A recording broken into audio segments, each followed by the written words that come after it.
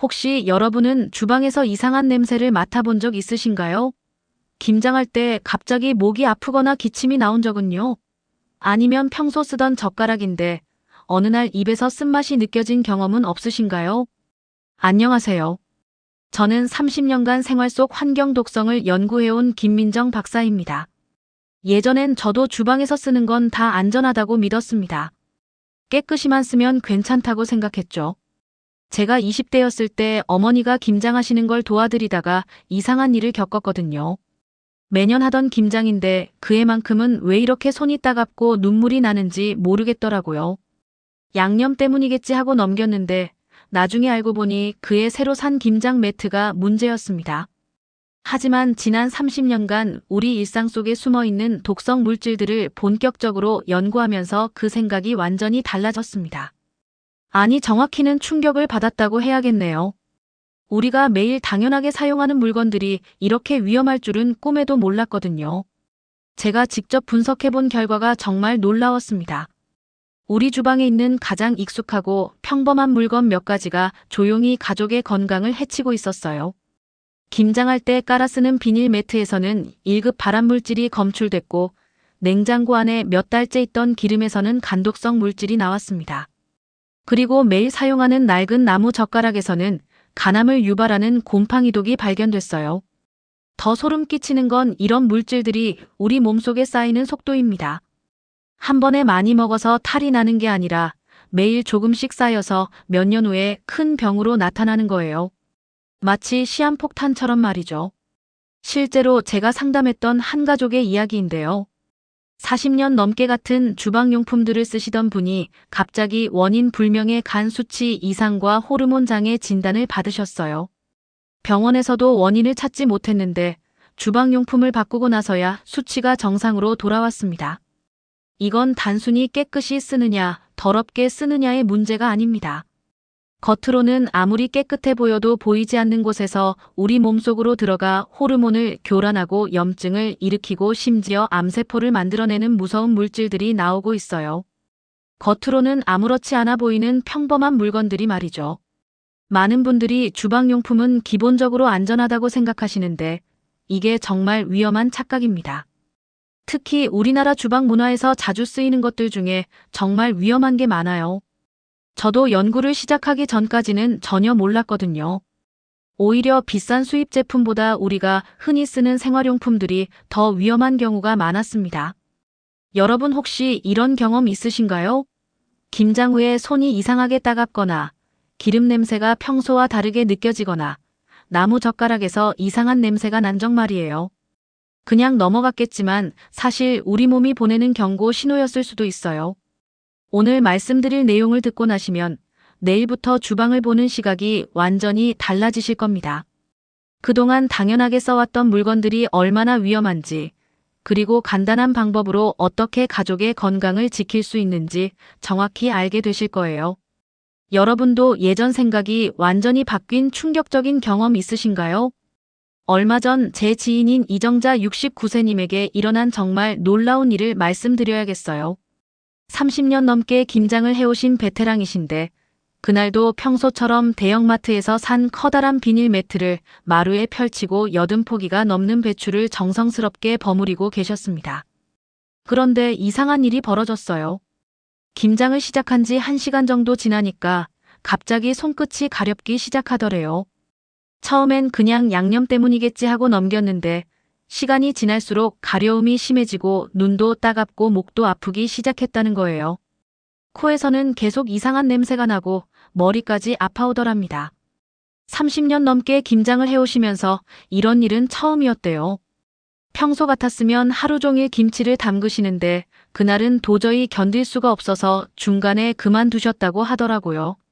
그런데 더 이상한 건 김장을 그만두고 한참 후에도 그 증상들이 계속됐다는 거예요. 며칠이 지나도 손톱 주변이 계속 가렵고 눈가가 빨갛게 부어있더래요. 딸이 걱정돼서 병원에 모시고 가서 검사를 받아보니까 결과가 정말 충격적이었습니다. 환경호르몬 노출 수치가 정상보다 10배 이상 높게 나온 거예요. 바로 그 김장 매트가 원인이었던 겁니다. 알고 보니 정자님이 그동안 써오신 매트는 식품용이 아닌 일반 공업용 비닐 재질이었어요. 게다가 중국산 저가 제품으로 납과 푸탈레이트 같은 유해 물질이 기준치의 수십 배나 들어 있었습니다. 30년간 김장할 때마다 이런 독성 물질에 노출되셨던 거죠. 양념과 배추즙이 직접 닿으면서 그 독이 김치에 스며들고 결국 온 가족이 먹게 된 셈이에요. 정자님은 그제야 깨달으셨대요. 왜 해마다 김장철만 되면 온 가족이 감기에 잘 걸리고 소화가 안 됐는지를요. 특히 김장김치를 많이 드시는 겨울철마다 어르신 몸이 아프셨던 이유도 알 수 있었습니다. 오늘 이 영상에서 말씀드릴 내용은 정말로 여러분의 주방관리 방식과 건강한 삶 자체를 완전히 바꿀 수 있는 중요한 지혜입니다. 혹시 아직 구독과 좋아요를 누르지 않으셨다면 지금 당장 눌러주세요. 이 채널은 여러분의 건강한 노년을 진심으로 응원합니다. 끝까지 보시면 왜 지금 당장 여러분의 작은 습관들을 바꿔야 하는지 분명하게 깨닫게 되실 겁니다. 이 이야기를 끝까지 듣고 실천하셔야만 진정한 변화를 경험할 수 있어요. 사실 정자님과 같은 사례는 전혀 특별한 경우가 아닙니다. 제가 30년간 연구하면서 만난 수많은 분들이 비슷한 문제를 겪고 계셨거든요. 어떤 분은 몇 년 전부터 산패된 들기름을 모르고 계속 드시다가 혈관에 염증이 생기셨고, 또 다른 분은 10년 넘게 쓴 나무 젓가락에서 나온 곰팡이독 때문에 간 수치가 이상해지셨어요. 더 무서운 건 이런 일들이 조용히 일어난다는 거예요. 갑자기 큰 병이 생기는 게 아니라 매일 조금씩 우리 몸을 망가뜨리고 있어요. 마치 온수 속의 개구리처럼 서서히 끓어오르는 물의 온도를 느끼지 못하는 것처럼 말이죠. 제가 분석한 자료를 보면 이런 주방 독성 물질로 인한 건강 문제가 최근 10년 사이에 3배 이상 늘었습니다. 특히 60대 이후 면역력이 떨어진 분들에게는 더욱 치명적이에요. 끝까지 보지 않으시면 가장 중요한 해결책을 놓치게 됩니다. 마지막에 나올 단 하나의 습관이 지금까지 쌓인 독성 물질을 몸에서 빼내고 앞으로의 건강을 완전히 바꿀 수 있어요. 뒤에 나올 안전한 관리 방법을 모르시면 지금까지 좋다고 해서 하신 모든 건강 관리가 의미 없어질 수 있습니다. 여러분 혹시 김장 후에 몸이 이상하거나 평소 쓰던 주방용품에서 냄새가 난 경험 있으신가요? 그냥 넘어가셨겠지만 그게 바로 여러분 몸이 보내는 위험 신호였을 수도 있어요.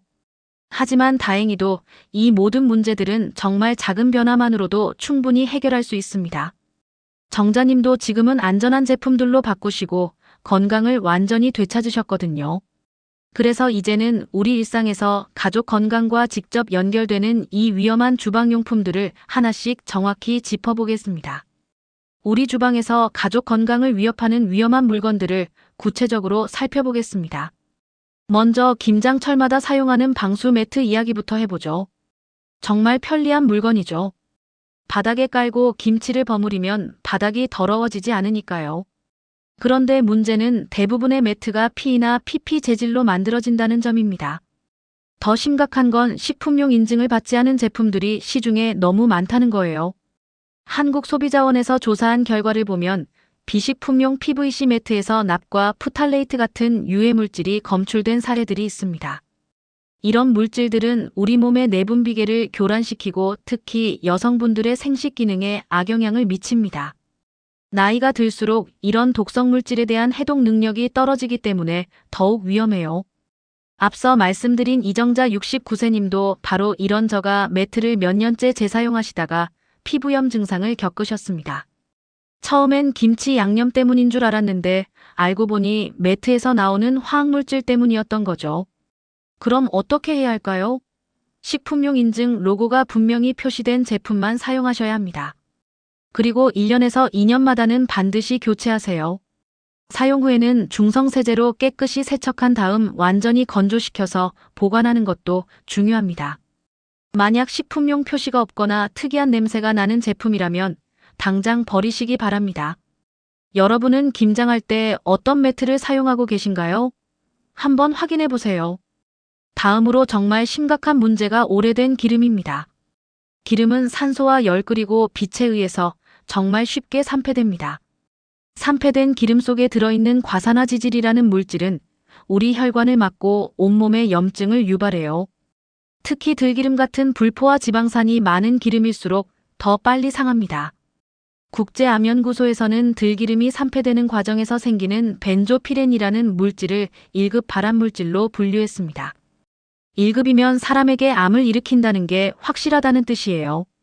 그런데 우리는 모르고 이런 기름을 계속 먹고 있는 경우가 많습니다. 제가 상담했던 박성우 72세님은 들기름을 1년이 넘게 상온에서 보관하시면서 나물 무칠 때마다 사용하셨어요. 그런데 건강검진에서 혈중 콜레스테롤 수치가 갑자기 급격히 상승한 거예요. 다른 식습관은 그대로인데 말이죠. 알고 보니 산패된 기름이 원인이었습니다.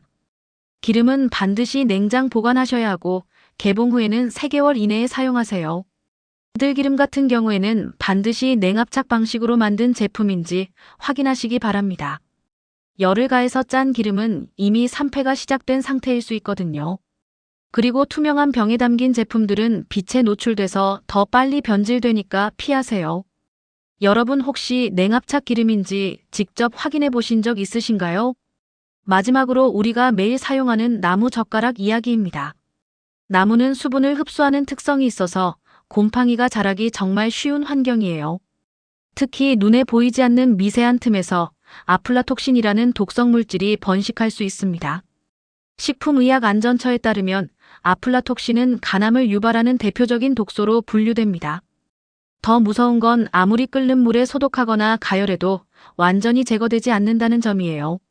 한번 생기면 없애기가 정말 어려운 독소입니다. 김미선 65세님은 오래된 나무젓가락을 계속 재사용하시다가 원인 모를 장염 증상을 반복적으로 겪으셨습니다.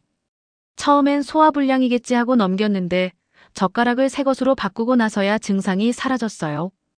일회용 나무젓가락은 절대로 재사용하지 마세요.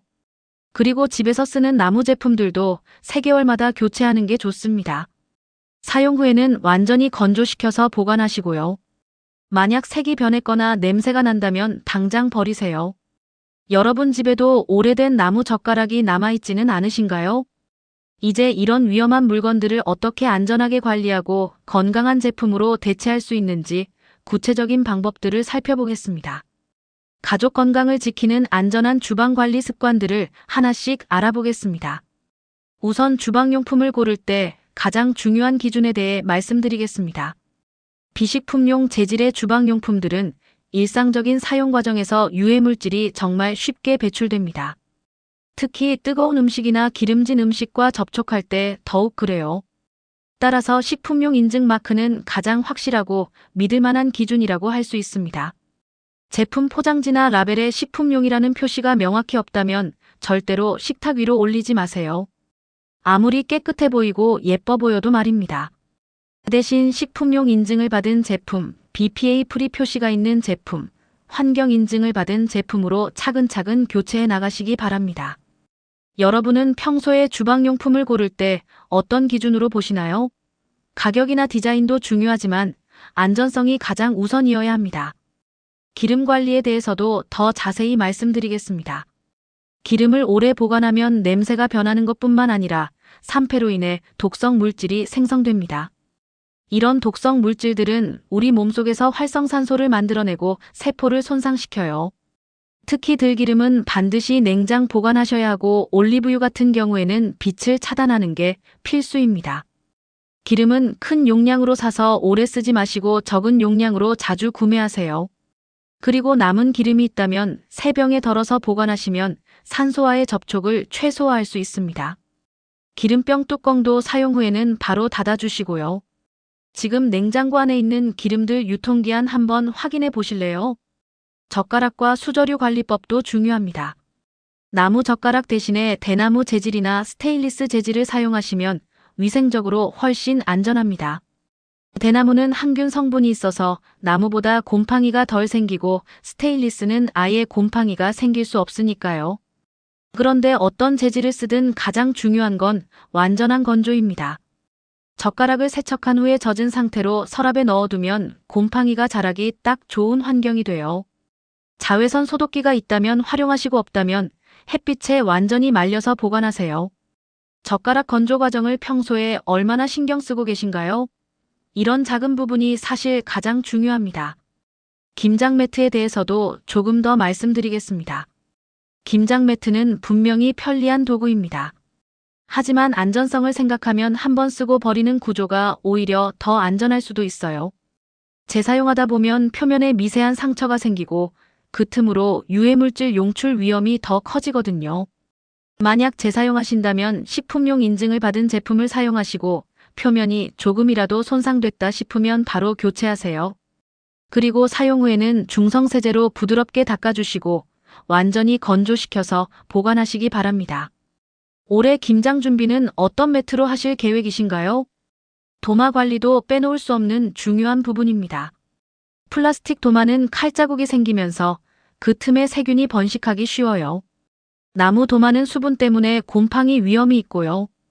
가장 안전한 건 유리나 세라믹 재질의 도마인데 사용하기에는 좀 불편할 수 있습니다. 그래서 저는 용도별로 도마를 나눠서 사용하시기를 권합니다. 생고기용, 생선용, 야채용으로 구분해서 쓰시고 각각 색깔을 다르게 해서 구분하세요. 그리고 3개월에서 6개월마다는 새 것으로 교체하시는 게 좋습니다. 이제 오늘 내용들을 한번 정리해 보겠습니다. 오늘 이야기 어떻게 들으셨나요? 김장할 때 쓰는 비닐 매트, 냉장고 안에 오래 둔 기름, 그리고 매일 사용하는 낡은 나무 젓가락. 겉으로 보기에는 아무렇지 않고 깨끗해 보이는 물건들이지만 그 안에는 가족의 건강을 조용히 위협하는 독이 숨어 있습니다. 잘못 관리했을 때 어떤 일이 벌어지는지 다시 한번 말씀드리겠습니다.